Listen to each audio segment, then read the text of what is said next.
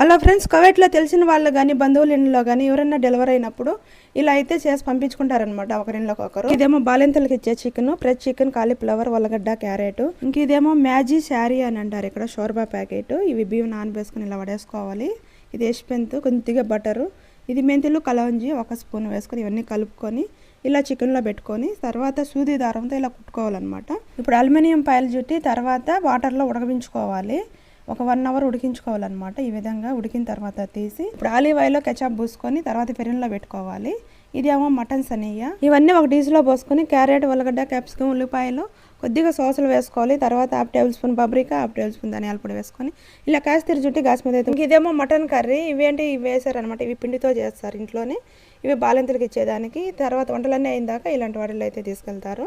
ఇదేమో చికెన్, ఇదేమో మటన్తో చేసిన కర్రీ, ఇది మటన్ సనియ్య. ఇవి ఈరోజు వంటల్లో బాలింతలకు ఇచ్చే ఫుడ్. Please subscribe.